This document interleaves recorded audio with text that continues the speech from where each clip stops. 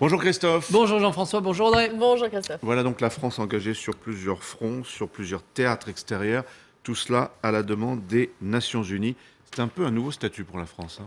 Tout à fait, nous ouvrons une nouvelle période du rôle de la France dans la géopolitique. Il y a deux fronts chauds en ce moment, c'est la Libye et c'est la Côte d'Ivoire où nous sommes en première ligne. Et puis il y a le troisième front, comme le rappelait Audrey tout à l'heure, où nous sommes là une force d'appoint, mais une force d'excellence avec un rôle militaire et un rôle politique, c'est l'Afghanistan. Alors, en Côte d'Ivoire, en Libye, la France est en première ligne, elle est quasiment seule en Côte d'Ivoire, même s'il y a des forces de l'ONU à côté, elle est quasiment seule aussi en Libye avec la Grande-Bretagne, même s'il y a l'OTAN derrière, puisque les Américains sont en train de se retirer. C'est le retour de la France. C'est le retour de la France par de grandes initiatives géopolitiques fondées sur l'action. En 2003, nous avions eu un premier retour de la France avec Chirac, avec Villepin, mais c'était par le verbe et c'était surtout par l'inaction. Une inaction légitime, ne pas aller dans ce guêpier irakien, mais une inaction quand même. En 2011, le rôle historique de la France est un rôle actif. Les armes parlent, nos militaires risquent leur vie.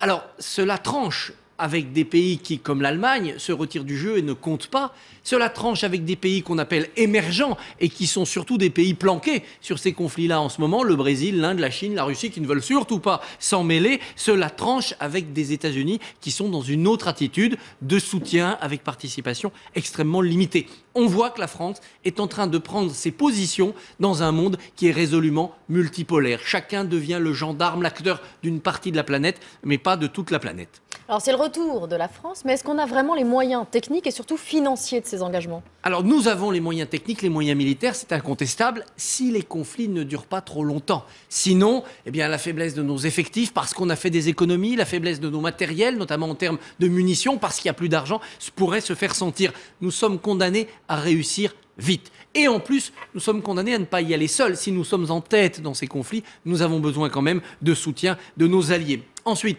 financièrement, oui, c'est un faux problème. Nous ferons payer la facture. Alors à qui? Nous ferons payer la facture à ceux pour qui nous faisons ce travail difficile, douloureux, qu'est l'action militaire. D'abord nos alliés, l'ONU, l'OTAN, l'Union européenne. Il faudra mutualiser les coûts de tout cela.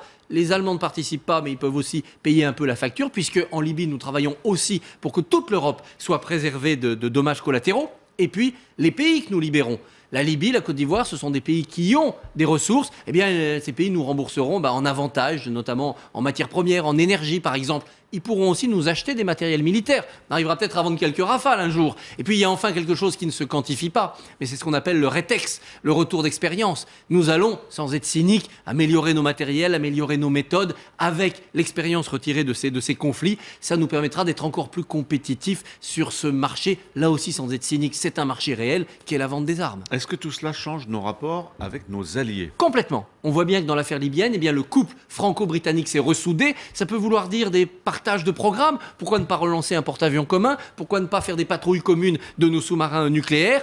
Ça baisse du côté du couple franco-allemand. Crise du couple franco-allemand qui est surtout une crise allemande pour l'instant.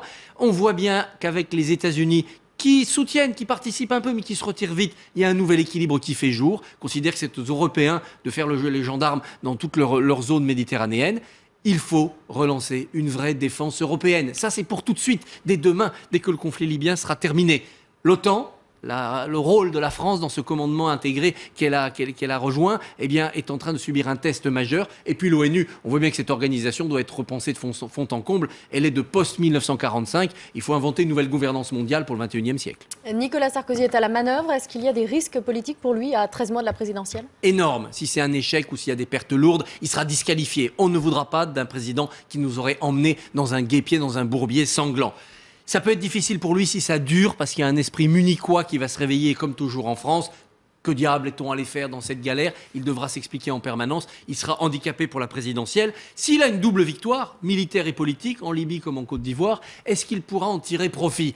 Pour les Français, ce qui compte en ce moment, c'est l'emploi, l'emploi, l'emploi. Les Français ne veulent pas de victoire, ils veulent du boulot. Ils seront contents d'un moment de gloriole, de voir la France applaudie à l'extérieur. Mais ça ne suffira pas. Les Français veulent du beurre dans leurs épinards. Ils ne veulent pas des lauriers, même ceux de la victoire. On en reparle avec votre invité à 8h15, Hervé Novelli, ancien ministre et secrétaire général adjoint de l'UMP. Merci Christophe, le journal est à suivre.